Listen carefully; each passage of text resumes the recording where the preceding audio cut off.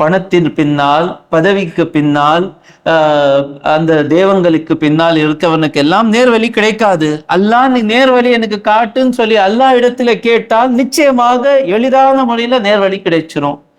அந்த நேர்வழி பெற்றவர்கள் யார்? நம்ம எல்லா இடத்துல போய் நிம்மதி கேட்கிறோம், தேடுறோம். ஆனா குர்ஆன்ட்ட மட்டும் நிம்மதிக்காக நம்ம போறதே இல்லை. அப்போ எப்படிங்க நேர்வழி கிடைக்கும்? நீ அது கூகுள் சர்ச் பண்ற, ஏஐ சர்ச் பண்ற, யூடியூப்க்கு பின்னால போற.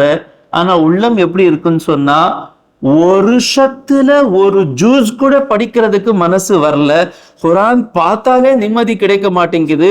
அப்படிப்பட்ட உள்ளம் வச்சுக்கிட்டு நீ நேர்வழி தேடினா கிடைக்குமா?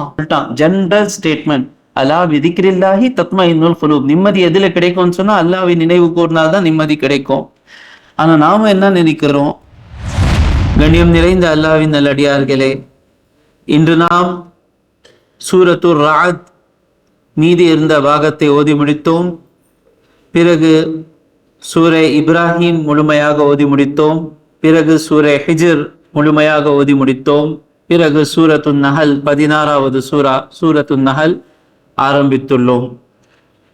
சூரத்துர் ரஅத்ல ஒரு வசனத்தில் அல்லாஹ் தஆலா கூறுகின்றான், வயகூலுல் லதீன கஃபரு, காஃபிர்கள் சொல்கிறார்கள், லௌலா உன்சிலா அலைஹி ஆயத்தும் மிர் ரப்பி, ஏன் இவர் மீது அவர் படைத்து ஆள்பவன் புறத்திலிருந்து ஒரு அத்தாட்சி, ஒரு ஆதாரம், ஒரு அற்புதம் இறங்கவில்லை. பல அற்புதங்களை பார்த்துட்டாங்க. இவங்க எப்படி கேட்குறாங்கன்னு சொன்னா, மூசா அலைஹிஸ்ஸலாம் அவருக்கு அல்லாஹ் தஆலா 2 அற்புதங்களை கொடுத்திருந்தான். எப்போ எல்லாம் ஃபிரௌன் கேட்டானோ அந்த நேரத்துல அந்த 2 அற்புதங்களை காமிச்சாங்க. என்ன 2 அற்புதங்கள் அது? இல்ல, எப்பவுமே அவர்கிட்ட 2 அற்புதங்கள் இருக்கும். கேட்ட உடனே காமிச்சாங்க. கைத்தடி கீழே போட்டா அது பாம்பா மாறிடும். 2வது தன்னுடைய கையை தன்னுடைய சட்டைக்குள் போட்டு எடுத்தா அது பிரகாசிக்கும். ஈசா அலைஹிஸ்ஸலாமுக்கு அல்லாஹ் கொடுத்திருந்தான். எப்பெல்லாம் கேட்டாங்களோ இறந்தவருக்கு போய் ஹும் பீஇذنில்லா, அல்லாஹ்வுடைய கட்டளை கொண்டு எழுந்து நில்லுன்னு சொன்னா உயிர் கொடுத்துருவாங்க. வீட்டுல என்ன சேமிச்சு வச்சிருக்காங்கன்னு சொல்லுவாங்க. நோயாளிகளுக்கு நிவாரணம் தருவாங்க. அப்படி சுலைமான் அலைஹிஸ்ஸலாமுக்கு அற்புதங்கள் இருந்தது. அவர் காற்றுல பயணம் செய்வாரு. அந்த மாதிரி நபி ஸல்லல்லாஹு அலைஹி வஸல்லம் அவர்கள் மீது ஏன் இறக்கப்படவில்லை சொல்லி கேட்கிறாங்க கண்ணில்லாதவர்கள், காஃபிர்கள். ஆனா அற்புதம் முன்னால இருந்து கூட தெரியல. ரசூலுல்லாஹ்வுக்கு அந்த மாதிரி அற்புதம் எல்லாம் தரலையா? ரசூலுல்லாஹ் ஸல்லல்லாஹு அலைஹி வஸல்லமுக்கு கொடுக்கப்பட்ட அற்புதங்களிலேயே பெரிய அற்புதம் எது? குர்ஆன். ஏன் ரசூலுல்லாஹ்வுக்கு அந்த மாதிரி கைத்தடி, ஒரு கை பிரகாசிக்கின்ற கை கொடுக்கலன்னு சொன்னா, ரசூலுல்லாஹ் ஸல்லல்லாஹு அலைஹி வஸல்லம் இந்த மறுமை தன்னுடைய இந்த உலக வாழ்க்கைக்கு தேர்ந்து அந்த வாழ்க்கைக்கு சென்றதற்கு பிறகு மறுமை நாள் வரைக்கும் வேற எந்த ஒரு நபியும் வரமாட்டாங்க. அப்போ அவருடைய அற்புதம் எப்படி இருக்கணும்னு சொன்னா, மறுமை நாள் வரைக்கும் மக்களுக்கு முன்னால் அந்த அற்புதம் இருக்க வேண்டும். அந்த அற்புதம் தான் குர்ஆனே மஜீத். எவையெல்லாம் பார்த்தானோ சேலஞ்ச் பல இடத்துல அல்லாஹ் தஆலா சொன்னா, இது மனிதனால் எழுத முடியும் என்றால் இதை போல ஒரு சூறா எழுதிட்டு வாங்க. இப்போ கூட அந்த சேலஞ்ச் அப்படிதான் இருக்கு. ஆனா யாருமே முயற்சி செய்வதில்லை. இப்போ கூட எழுதிட்டு வந்துடலாம்ல, ஏஐ வச்சு எழுதிட்டு வந்துடலாம்ல, பண்ண மாட்டாங்க. 2 காரணங்கள் ஏற்கனவே நான் சொல்லி இருக்கிறேன். முதல் காரணம் என்ன? பண்ண முடியாது. அல்லாஹ் தஆலா சூரா பக்ரால என்ன சொன்னா, ஃபைலம் தஃபலு, அவங்க இப்போ செய்யவில்லை என்றால் லன் தஃபலு, செய்யவே மாட்டாங்க. ஹர்கிஸ் நஹி கரேங்கே. அல்லாஹ் லன் தஃபலு, அவங்க பண்ணவே மாட்டாங்கன்னு சொன்னதுக்கு பிறகு அதை போல ஒன்னு எடுத்துட்டு வர்றதுக்கு முயற்சி செய்யறதுக்கும் ஆற்றல், யாருடைய ஆற்றல் வேணும்? அல்லாஹ்வுடைய ஆற்றல் தானே வேணும். முடியாது. 1. 2வது, அவங்க எப்போ எல்லாம் எழுதிட்டு காமிப்பாங்களோ, குர்ஆனை போல நம்ம கொண்டு வந்தோம்னு சொன்ன உடனே தெரிஞ்சிரும் இவங்க பொய்யர்கள் சொல்லி. புரியுதா?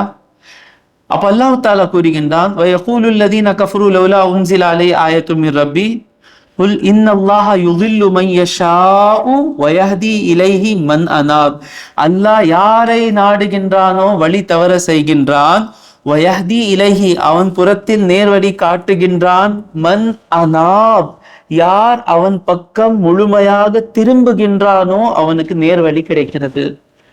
பணத்தின் பின்னால், பதவிக்கு பின்னால், அந்த தேவங்களுக்கு பின்னால் இருக்கவனுக்கு எல்லாம் நேர்வழி கிடைக்காது. அல்லாஹ் நீ நேர்வழி எனக்கு காட்டுன்னு சொல்லி அல்லாஹ் இடத்துல கேட்டால் நிச்சயமாக எளிதான முறையில நேர்வழி கிடைச்சிரும். அந்த நேர்வழி பெற்றவர்கள் யார் யார் அந்த நேர்வழியில இருக்கிறாங்கன்னு சொன்னா, இதுல சுப செய்தி கூட இருக்கு, ஒரு கவலை கூட விஷயமும் இருக்கு. என்ன? அல்லதீன ஆமனு அவர்கள் ஈமான் கொண்டவர்கள், வ தத்மஇன்னு குலூபுஹும் மேலும் அவர்களுடைய உள்ளங்கள் நிம்மதி பெறுகிறது. பிதிக்ரில்லாஹ் அல்லாஹ்வுடைய விக்ரை கொண்டு அவருடைய உள்ளங்கள் நிம்மதி பெறுகின்ற உள்ளங்கள் அல்லாஹ் புறத்திலிருந்து நேர்வழி பெறுவாங்க. நேர்வழி கிடைக்கணும்னு சொன்னா ரெண்டு விஷயங்கள் இருக்கணும். ஒண்ணு ஈமான் இருக்கணும், ரெண்டாவது என்ன இருக்கணும், நமக்கு அல்லாஹ்வுடைய திக்ர்ல தான் நிம்மதி கிடைக்கணும். அப்படிப்பட்ட உள்ளம் இருந்துச்சுன்னா நேர்வழி கிடைச்சிரும். அதாவது அவன் சொல்றது கரெக்டா தெரியுது, இவன் சொல்றது கரெக்டா தெரியுது, அவன் சொல்றது கரெக்டா தெரியுது, பிரச்சனை இருக்குல்ல. இந்த ரெண்டு விஷயம் ஃபாலோ பண்ணுங்க. இன்ஷா அல்லாஹ் இன்ஷா அல்லாஹ் எவன் சொல்றது கரெக்டா இருக்கிறதோ அங்க போய் எல்லாம் உங்களுக்கு உட்கார வைப்பான் இன்ஷா அல்லாஹ். ஏன்னா அல்லாஹ்வுடைய வார்த்தை தானே இது மறுக்க முடியாது இல்ல. நீ அல்லாஹ் சொல்றான் ரெண்டு விஷயங்கள் இருக்கணும். அல்லதீன ஆமனு ஈமான் இருக்கணும். ரெண்டாவது என்ன, நம்முடைய உள்ளம் எப்படி இருக்கணும்னு சொன்னா அல்லாஹ்வுடைய திக்ரை கொண்டு. அப்ப இந்த திக்ர்னா என்னன்னா, ஏன் இங்க திக்ர் சொல்லிட்டு இருக்கேன்னு சொன்னா, இந்த முதல் யாருடைய உள்ளங்கள் அல்லாஹ்வுடைய திக்ரை கொண்டு நிம்மதி பெறுகிறது. இங்க திக்ர் வந்து குர்ஆன். குர்ஆன் ஓதுனா நிம்மதி கிடைக்கும். ஆனா நாம எல்லா இடத்துல போய் நிம்மதி கேட்கிறோம், தேடுறோம். ஆனா குர்ஆன்ட்ட மட்டும் நிம்மதிக்காக நம்ம போறதே இல்லை. அப்போ எப்படிங்க நேர்வழி கிடைக்கும்? நீ அது கூகுள் சர்ச் பண்ற, ஏஐ சர்ச் பண்ற, யூடியூப்க்கு பின்னால போற. ஆனா உள்ளம் எப்படி இருக்குன்னு சொன்னா, ஒரு ஷத்துல ஒரு ஜூஸ் கூட படிக்கிறதுக்கு மனசு வரல. குர்ஆன் பார்த்தாலே நிம்மதி கிடைக்க மாட்டேங்குது. அப்படிப்பட்ட உள்ளம் வச்சுக்கிட்டு நீ நேர்வழி தேடினா கிடைக்குமா? முதல் அர்த்தம் என்ன? விக்ரோடைய ஒரு மானா என்ன? குர்ஆன். அல்லாஹ் தஆலா இன்றைக்கு சொன்னா, இன்னா நஹ்னு நஸ்ஸல்னா திக்ரா, நாம் தான் இந்த திக்ரை இறக்கினோம் குர்ஆன். வ இன்னா லஹு லஹாஃபிதூன், நாம் தான் இதை பாதுகாக்கின்றோம். அல்ஹம்துலில்லாஹ். எப்படி பாதுகாக்கின்றான் என்றால், என்னை போல ஒரு மடையனை கொண்டு அல்லாஹ் தஆலா அந்த குர்ஆனை பாதுகாக்கின்றான். எங்கெல்லாம் வச்சிருக்கலாம் அந்த குர்ஆன், இந்த உள்ளத்தை தேர்ந்து எடுத்திருக்காங்க. அதுக்காகவே சஜதா செய்யலாம், அல்லாஹுக்கு நன்றி செலுத்தலாம். முதல் அர்த்தம் என்ன? குர்ஆன். ரெண்டாவது அர்த்தம் என்ன? உபதேசம். அவங்களுக்கு உபதேசத்துல நிம்மதி கிடைக்கும். இந்த பயான் கேட்டா நிம்மதி கிடைக்கும். பயான் கேட்டாலே பைத்தியம் பிடிக்குதுன்னு சொன்னா அவனுக்கு நேர்வழி கிடைக்காது. அத்தனை பேர் உட்கார்ந்து இருக்கீங்க, அல்ஹம்துலில்லாஹ். அவ்வளோ 1.5 மணி நேரம் தராவி நின்றதுக்கு பிறகு போலாம்ல. ஆனா உட்கார்றதுக்கு காரணம் என்ன? நமக்கு உபதேசம் கேட்டால் நிம்மதி கிடைக்கிறது இல்ல. அப்போ ஈமானும் இருக்கு, உபதேசம் கேட்டா நிம்மதியும் கிடைக்கிறது இல்ல. அல்லாஹ் தஆலா நேர்வழி காட்டுகின்றான். மூன்றாவது திக்ர்னா என்ன? அல்லாஹ்வை நினைவு கூறுவது. எங்க போனாலும் நிம்மதி கிடைக்காது மோமினுக்கு, கிடைக்கவே கிடைக்காது. மோமினுக்கு வந்து லட்சக்கணக்கில் சொத்து வந்தா கூட மோமின் அவர் இஷா தொழுகை தொழுதாதான் அவருக்கு நிம்மதி கிடைக்குமே தவிர, அந்த லட்சக்கணக்கில் காசு வந்தா அவருக்கு நிம்மதி கிடைக்காது. அவர் எங்க போனாலும், யூரோப்புக்கு போனா கூட, அந்த யூரோப்புடைய இல்ல துபாய்க்கு போனாரு, புர்ஜ் கலிஃபா பாக்குறாரு, அது பாக்குறாரு, இது பாக்குறாரு. ஆனா அவருக்கு பள்ளிவாசலுக்கு போய் தொழுகின்ற வரை நிம்மதி கிடைக்காது. அவர் மோமினு. ஏனென்றால் அல்லாஹ் தஆலா கூறுகின்றான், அலா ஞாபகம் வைத்துக் கொள்ளுங்கள், பிதிக்ரில்லாஹி தத்மஇன்னுல் குலூப், அல்லாஹ்வை நினைவு கூறினால்தான் உள்ளங்களுக்கு உண்மையான நிம்மதி கிடைக்கும். உலகத்திலே இல்லாத ஒரு விஷயம் என்னன்னு சொன்னா நிம்மதி இல்லை. இன்ஷா அல்லாஹ் துஆ பண்ணுங்க. இந்த 10 நிமிஷத்துல 15 நிமிஷத்துல நிம்மதியோடைய ஃபார்முலா அல்லாஹ் இந்த நாவால் வர வச்சிட்டான்னு சொன்னா அல்லாஹ்க்கு நன்றி செலுத்துவேன். எல்லாமே நம்ம போறது எதுக்கு பின்னால போறோம்? நிம்மதி நிம்மதி நிம்மதி நிம்மதி. அல்லாஹ் சொல்லிட்டான், ஜெனரல் ஸ்டேட்மெண்ட், அலா விதிக்கிறில்லாஹி தத்மஇன்னுல் குலூப். நிம்மதி எதுல கிடைக்கும்னு சொன்னா அல்லாஹ்வை நினைவு கூர்னால்தான் நிம்மதி கிடைக்கும். ஆனா நாம என்ன நினைக்கிறோம், பணம் கிடைத்தால் நிம்மதி கிடைச்சிரும்னு சொல்லி நினைக்கிறோம். எல்லாமே ஓரளவுக்கு ஆரம்பத்துல அப்படிதான் தெரியுது. ஒரு பெரிய சேலரி வந்துச்சா, செலவை விட கொஞ்சம் சேமிப்பு இருந்துச்சுன்னா நாம என்ன நினைக்கிறோம், நிம்மதியான வாழ்க்கை கிடைச்சிச்சின்னு நினைக்கிறோம். செலவை நிறைய பேருக்கு வந்து காசு வரும், அந்த மாதம் முடிகிறதுக்கு முன்னாலே காசு முடிஞ்சிடும். கடைசி 3 நாள் 4 நாள் கடன் வாங்கி நடத்தணும். பின்ன சேலரி வந்த உடனே கடன் திருப்பி கொடுக்கறதுலேருந்து ஆரம்பிக்கின்ற பல மக்கள் இருக்கிறாங்க. 70% இப்படிதான் இருக்கிறாங்க. அப்போ அந்த நேரத்துல நாம நினைக்கிறோம், ஆமாப்பா காசு இருந்துச்சுன்னா நிம்மதி கிடைச்சிச்சின்னு சொல்லி. முழு நிம்மதி கிடைக்கிறது இல்ல. ஒரு ஆரம்பத்துல பசங்க வந்து நம்ம காசுக்கு டிபெண்டா இருக்கிற வரைக்கும் எல்லாமே நிம்மதி மாதிரி தெரியும். ஆனா அந்த பசங்க நம்ம டிபெண்டன்சில இருந்து வெளியில நம்ம மீது அவங்க வந்து டிபெண்டன்ட்க்கு தமிழ் என்ன சொல்லுவாங்க, நம்பி வாழுகின்ற வரைக்கும் தெரியும். அப்புறமா மாறுறாங்க பாருங்க. தப்பா நினைக்காதீங்க. பெரும்பாலான நேரத்துல வசதி உள்ளவர்களுடைய பிள்ளைகள் அப்பா அம்மாவை பார்க்கறதை விட அப்பா அம்மாவுடைய சொத்தையும் பணத்தை தான் பார்ப்பாங்க. அதே ஏழையா இருக்காங்க பாருங்க, அவங்களுடைய பிள்ளை அப்பா அம்மா எதுவுமே சேர்த்து வைக்கல, எதுவுமே கொடுக்கல, அப்படிப்பட்ட பிள்ளைங்க வந்து அப்பா அம்மாவா பார்ப்பாங்க. அப்போ பணத்துல நிம்மதி கிடைச்சுன்னு சொல்லி நினைச்சோம், ஆனா கிடைக்காதுங்க. எத்தனை கோடி கோடி கோடி கோடி 100,000 கோடி சேர்த்து வச்சவங்களுக்கு தான் அதிகமாக ஹார்ட் அட்டாக் வருது. காரணம் என்ன? Depression, tension. அப்போ பணத்தால் வேணும்னு சொன்னா 2 பெரிய பணக்காரங்க இருக்காங்க இந்தியால, அவங்களுக்கு நிம்மதி கிடைச்சிருக்கணும்ல, கிடைக்கல. அவரை பத்தி நான் சொல்லல. ஒரு பணக்காரர், அவருடைய பையனுக்கு ஒரு நோய் இருக்கு. என்ன, எவ்வளவு சாப்பிட்டாலும் பசி போவாது. அப்போ பணம் இருந்தால் அந்த என் பையன் அந்த நோயில இருக்க கூடாது, பசங்க எல்லாம் நோயில இல்லாவிட்டால் தானே நமக்கு நிம்மதி கிடைக்கும். அந்த நிம்மதி பணம் தரல. ரிக்ஷா ஓட்டுறவன் இருக்கிறார், அவருடைய பசங்கள் எல்லாம் உடல் ஆரோக்கியத்தில் இருக்கிறாங்க, அவர் சொன்னபடி கேட்கிறாங்க. அப்போ இதுல நிம்மதியில இருக்கிறவர் வந்து பணக்காரரா இல்ல ஆட்டோ ஓட்டுறவரா? அப்ப பணத்துக்கு பின்னால நிம்மதி இல்லை.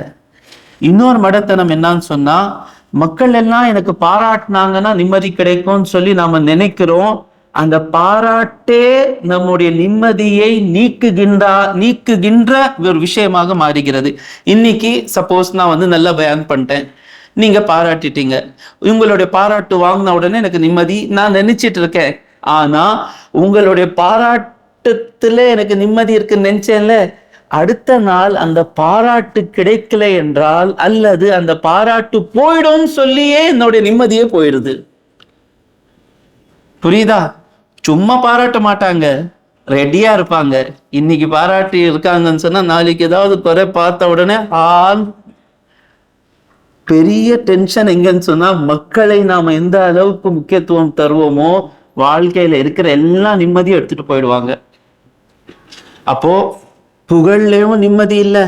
ஃபேமஸ் ஆறவங்களுடைய சின்ன சின்ன குறைகள் தான் வெளியில வருது. பில்கேட்ஸ் பணமும் இருக்கு, ஃபேமஸும் ஆனா, அவன் ஃபேமஸ் ஆகாம அந்த எப்ஸ்டீன் ஃபைல்ல மாட்டி இருந்தானா அவன் பேர் போயிருக்குமா? இல்லை, அவன் ஃபேமஸா இருந்ததே அவனுக்கு பிரச்சனையா மாறிச்சு.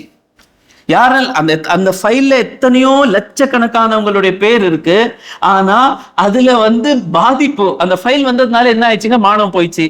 அப்போ பெரிய பாதிப்பு யாருக்கு ஆயிடுச்சு? யார் பெரிய ஃபேமஸா இருக்கிறாங்களோ அதனாலதான் அவங்க பெரிய பாதிப்பே வருது. சொல்லுவாங்க, நீங்க ஏன் போட்டோ போடுறது இல்லை, அது போடுறது இல்லை, இது ஒரு தடவை கூட என்னுடைய வாட்ஸ்அப் டிபியில வந்து இந்த மாதிரி நான் நின்றுட்டு இருக்கிற மாதிரி போட்டோ வராது. ஏன்?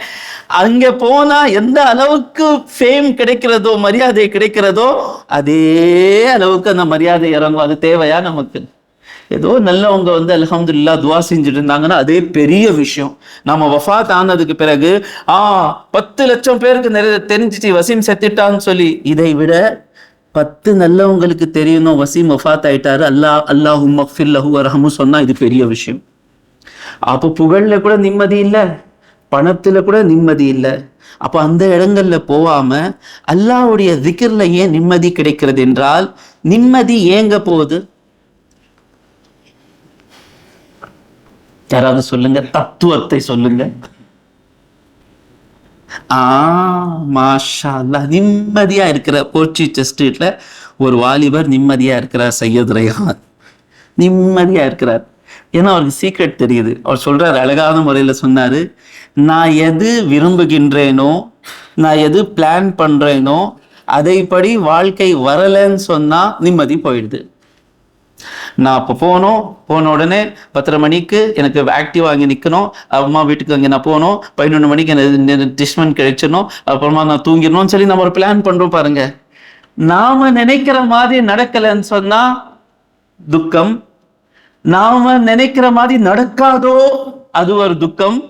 அதனால ஷேக் ஷாராவி முத்தவல்லி ரஹ்மத்துல்லாஹி அழகான முறையில சொல்லுவாரு. அவர் சொல்றாரு, நாம முயற்சி மட்டும்தான் பண்ணோம், என் வாழ்க்கை எப்படி வரணும்னு சொல்லி அவன் டிசைன் பண்ணிட்டோம். நான் என்ன செய்யணும், நல்லா பாடம் படிச்சுட்டு உட்கார்ந்துக்கணும், அவ்வளவுதான். தப்பு வருதோ வரலையோ அவன் கையில இருக்கு. இப்போ நான் டென்ஷன் எடுத்தா என்ன ஆகும்னு சொன்னா, தப்பு வர்றதுக்கு முன்னால இருந்து எனக்கு டென்ஷன் ஏறிடும். தப்பு வருமோ வந்தா சரி, வராவிட்டாலும் சரி, அது பாடம் வர்றது அவன் கையில. என் கையில என்ன இருக்கு, ஓதுறது மட்டும் தான் என் கையில. எந்த நாள்ல அழகா ஓத வைக்கணுமோ அவன் கையில இருக்கு, எந்த நாள்ல தப்பு வர வைக்கணுமோ அவன் கையில இருக்கு. எது அவன் கையில இருக்கிறதோ அந்த டென்ஷன் நான் எடுக்கிறேன். துவா செய்யுங்க, இது எனக்கு புரியணும்னு சொல்லி. புரியுதா? அப்போ வாழ்க்கை நான் நினைக்கிற மாதிரி நபிமார்கள் எல்லாம் அவங்க நினைக்கல. ரசூலுல்லாஹி ஸல்லல்லாஹு அலைஹி வஸல்லம் சொல்றாங்க, மூமினுடைய வாழ்க்கை ரொம்ப அழகானது. அவனுக்கு நல்லது நடந்தால் நன்றி செலுத்துகின்றான், அவனுக்கு பிரச்சனை வந்தா சபர் செய்கின்றான், சபர் செய்தாலும் அல்லாஹ்வுடைய முஹப்பத்தை பெறுகின்றான். எந்த அளவுக்கு உச்சகட்டத்துல சபர் செய்யறோமோ அந்த அளவுக்கு அல்லாஹ் நம்ம கூட இருக்கிறான். கொடுத்து வச்சவங்க சபரும் செய்யறாங்க, அல்லாவை விடுவதும் இல்லை. பிரச்சனைக்கு பேர் அம்மா பிரச்சனை வந்திருக்கு வாழ்க்கையில, சுனாமி வந்திருக்கு வாழ்க்கையில சுனாமி வந்ததற்கு பிறகும் அவர் தொழுறதுக்கு மனசு வருது, அல்லா இடத்துல துவா கேட்கறதுக்கு மனசு வருதா, அவர் தான் இந்த உலகத்துல கொடுத்து வச்சவங்களில் வருவார். அதனால பிரச்சனைகள் வந்தா நான் தோத்து போயிட்டேன்னு சொல்லி இல்ல, அல்லாஹ் எனக்கு தேர்ந்து எடுத்திருக்கிறான். நிறைய நபர்களை பார்த்தான், இவன் நிக்க மாட்டான், இவன் இந்த எக்ஸாம்ல நிக்க மாட்டான், இவனுக்கு கொடுத்துருங்க. இவன் என்ன கேட்கிறான், உடல் ஆரோக்கியத்தை கொடுக்கலன்னா இவன் என்னை விட்டுட்டு போயிடுவான், இவனை உடல் ஆரோக்கியத்தை கொடுத்துருங்க. இவன் என்ன கேட்கிறான், பணம் கேட்கிறான், கொடுக்கலன்னா என்னை விட்டுட்டு போயிடுவான், பணம் கொடுத்துருங்க. ஆனா இவன் அப்படி இல்லை, இவன்கிட்ட நான் எல்லாம் எடுத்தா கூட இவன் என்னை விட மாட்டான். அதனால அப்படிப்பட்டவங்களுக்கு தான் அல்லாஹ் தஆலா சாபிரீன் இமாம் ஹுசைன் கூட இருப்பதற்காக தேர்ந்து எடுத்திருக்கிறான். மறுமை நாள்ல தெரியும். புரியுதாங்க? அப்போ அல்லாஹ்வுடைய திக்ர், ஒரு மனிதன் 2 விஷயங்கள் செய்ய வேண்டியதா இருக்கு. ஒண்ணு, அவன் செய்கின்ற பொறுப்புகள் இருக்கு. 2வது, அவன் பெறுகின்ற ஆற்றல்கள் இருக்கு. பொறுப்புகள் மக்களுக்கு செய்ய வேண்டியதாக இருக்கிறது, அல்லாஹ்வுடைய படைப்புக்கு. ஆற்றல்கள் அல்லாஹ்ட்டேந்து எடுக்க வேண்டியதாக இருக்கிறது. மனிதன் தன் பொறுப்புகளை பார்த்தால் நிம்மதி போகுது. ஸ்கூல் ஃபீஸ் பந்தானோ, பொண்ணுடைய கல்யாணம் வருதே, வீடு வாடகை கொடுக்கணுமே. தன்னுடைய பொறுப்புகளை பார்த்தால் நிம்மதி போகுது. அந்த பொறுப்புகளை பார்த்ததுக்கு பிறகு அல்லாஹ் என்னுடைய காரியங்களை லேசாக்குன்னு சொன்ன உடனே, அங்கே திரும்பின உடனே அந்த நிம்மதி கிடைச்சிருது. ஏன்னா அவன் பார்க்கிறான், என்னிடத்தில் ஆற்றல் இல்லை இந்த பொறுப்புகள் எல்லாம் செய்யறதுக்கு. அதானே பிரச்சனை உங்கள்கிட்ட 2 லட்சம் ரூபாய் இருக்கு, பையனுக்கு 10,000 ரூபாய் கொடுங்கன்னு சொன்னா நிம்மதி போவாது இல்ல, ஹாப்பியா கொடுத்துருவீங்க. இருக்கிறதே 2 லட்சம், அது 2.5 லட்சம் செலவு வந்தா தானே பிரச்சனை வருது. அப்ப தன்னிடத்தில் இல்லாத ஒரு விஷயம் செய்ய வேண்டும் என்றால் நிம்மதி போகுது. அவன் அல்லாஹ் புறத்துல திரும்பின உடனே அவங்க கிடைக்கிறது, என்னால் முடியாது அல்லாஹ், நீ நினைத்தால் முடியும். அந்த அல்லாஹ் நினைத்தால் முடியும் சொன்னாதான் நிம்மதி கிடைக்குமே தவிர வேற எங்க நீங்க போனாலும் அந்த நிம்மதி கிடைக்காது. எத்தனை தடவை நம்ம பெரிய பிரச்சனை, மனிதன் பாருங்க எந்த அளவுக்கு அவனால் செய்ய முடியுமோ போவான், ஹாஸ்பிட்டலுக்கு போவான், எடுத்துட்டு போவான், காசு சேர்த்துவான், எல்லாமே பண்ணுவான். நம்முடைய நெருங்கினவர் ஐசியூல போன உடனே பணத்தையும் பார்க்க மாட்டான், யாரையும் பார்க்க மாட்டான். அந்த ஆப்ரேஷன் நடக்கிற வரைக்கும் அல்லா அல்லா அல்லா அல்லா அல்லா அல்லா. ஏன்? அந்த நேரத்துல நிம்மதி கொடுக்கறது அந்த அல்லாஹ். ஏன்னா இது வரைக்கும் என் கையில இருந்துச்சு, ஹாஸ்பிட்டல்ல கொண்டு வர்ற வரைக்கும் என் கையில இருந்துச்சு, ஆனா உள்ள ஐசியூல போனதுக்கு பிறகு என் கையில இல்ல உன் கையில இருக்கிறதுன்னு சொல்லி அந்த நேரத்துல நிம்மதி கிடைச்சிச்சு. இவன் 2.25 வயசு இருந்தது. அப்போ எம்ஆர்ஐ ஸ்கேன் பண்ணோம். அந்த எம்ஆர்ஐக்குள்ள இவன் ஒரு 15 நிமிஷம் இருக்கணும், 15 நிமிஷம் 20 நிமிஷம் இருக்கணும். 2 வயசு 2 மாசம் பையன். இவனுக்கு தூக்க மருந்தம் கொடுத்துட்டு தூங்க வச்சதுக்கு பிறகு எம்ஆர்ஐ கொண்டு வரணும். நடுவில் எழுந்துட்டாருன்னா நாங்கள் உட்காந்துட்டு இருக்கோம், திடீர்னு உள்ளேருந்து நான் எடுக்கணும். அது பிரச்சனை, பெரிய வாழ்க்கையில பெரிய பிரச்சனை. அல்லாஹ் தாலா காப்பாத்திட்டான். அங்கே நான் உட்காந்துட்டு இருந்தேன், ரூம் லைட் ஆஃப், பையன் எம்ஆர்ஐல இருக்கிறான், ஆப்ரேஷன் நடக்க போகுது, அதெல்லாம் பெரிய ஒரு மலை தலையில இருந்துச்சு. அப்போ அந்த நேரத்துல எனக்கு அவன் தூங்கிட்டு இருக்கணும். அந்த நேரத்துல நான் அல்லாவை ஜிக்ர் பண்ணிட்டு இருந்தேன். அல்லாவின் மீது ஆணையாக சொல்றேன், அந்த நேரத்தில் எனக்கு கிடைத்த நிம்மதி எந்த நேரத்துல எனக்கு கிடைக்கல. அல்லாஹ் எங்க இருக்கான்னு தெரியுமா? கொஞ்சம் அல்லாஹ் கூட இருக்கிறதுக்கு நம்ம முயற்சி செய்வோம் இன்ஷா அல்லாஹ். இன்னும் எத்தனை நோன்பு இருக்கு? 20 நோன்பு இருக்குல்ல. இந்த 20 நோம்பு அல்லாஹ் கூட இருப்போம். அல்லாஹ் கூட இருப்போம்னு சொன்னா என்ன? யாரை பத்தியும் கவலைப்படக்கூடாது. அது ஸ்டார்டிங் பள்ளிவாசல்ல இருந்து ஆரம்பிக்கணும். இவன் பார்க்கிறாரு, இவர் பாராட்டுறாரு, இவர் குறை சொல்றாரு. ஏதாவது பண்ணிட்டு போப்பா, என் ஹபர்ல நான் தனியா தான் போக போறேன், என் ஹபர்ல யாருமே காப்பாற்ற முடியாது. கொஞ்சம் கொஞ்சம் அல்லாஹ் கூட இருப்பதற்கு ஆரம்பிங்க.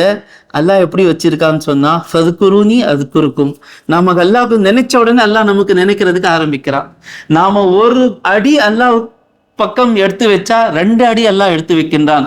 நாம நடந்து அல்லாஹ் புறத்துல போனா அல்லாஹ் ஓடி நம்மை அணைத்து கட்டி பிடிச்சி நமக்கு விலாயத்தை தருவான் இன்ஷா அல்லாஹ். இப்போ நான் சொன்னேன் பாருங்க, இந்த திரைகள் மட்டும் எடுத்துடணுங்க. பணம் தான் எல்லாம் இல்லை. பெரிய ஆபத்து புகழ், பாராட்டு வேண்டாம். இந்த பாராட்டு 3வது இதான் பெரிய பிரச்சனை. இது எப்படி பிராக்டிஸ் பண்ணோம்னு சொன்னா, நம்ம பேசுற நேரத்துல கவனமா இருக்கணும். இப்போ நான் பண்ணிட்டு இருக்கோம், ஓதுனாங்க பை, இன்னைக்கு ஓதுனாங்க, ஜுபேர் ஹசரத் ஓதுனாங்க, ஷாஹுல் ஹசரத் ஓதுனாங்க, வசீம் ஹசரத் ஓதுனாங்க. சொன்ன உடனே எனக்கு நான் ஓதுனேன்னு சொல்லி வருது இல்ல, அந்த நாவை ஸ்டாப் பண்ணும். இந்த வேலையை யாரெல்லாம் செஞ்சாங்க? இந்த வேலை ரைஹான் செஞ்சாரு, யூசுப் செஞ்சாரு, முஜாஹித் செஞ்சாரு, காஷிப் செஞ்சாரு சொல்லி நான் ஷாரிஃபை விட்டுட்டேன். ஷாரிஃபில் நான் செஞ்சேன், அந்த நான் வரக்கூடாது. அந்த எந்த அளவுக்கு அந்த நான் இருக்கிறதோ அங்கே எல்லாம் வரமாட்டான். அந்த நான் கொஞ்சம் கொஞ்சம் கொஞ்சம் அந்த நாவை நிப்பாட்டிட்டோன்னு சொன்னா நல்லவருடைய வாயில என்ன வரும் தெரியுமா? அல்லாஹ் பண்ணிட்டான், அல்லாஹ் கர்லியா, அல்ஹம்துலில்லாஹ் ஹோகயா, அல்லாவுடைய கிருப்பைனாலே நடந்துச்சு. இந்த மாதிரி நம்முடைய வாயில வர்றதுக்கு ஆரம்பம் ஆயிடுச்சுன்னா அல்ஹம்துலில்லாஹ், நாம் அல்லாஹ்வுடன் வாழ்றதுக்கு ஆரம்பிச்சிட்டோம். நேரம் எனக்கு அனுமதிக்கவில்லை, எது கேட்டோமோ ஏதோ கேட்டோம் அப்படியே விட்டுடலான்னு சொல்லி இல்லை. வாழ்க்கையில பல தடவை இவ்வாறு கேட்கறதுக்கு அல்லாஹ் தாலா வாய்ப்பு தரமாட்டான். ஏதோ நம்ம கேட்டு இருக்கோம்னு சொன்னா இதைப்படிதான் நம்ம வாழ்றதுக்கு முயற்சி செய்யணும். எது நாம் கேட்டோமோ அதன் மீது அமல் செய்வதற்கு வல்ல ரஹ்மான் தௌஃபீக் கொடுப்பானாக. வாஹிரு தாவானா அல்ஹம்துலில்லாஹி ரப்பில் ஆலமீன்.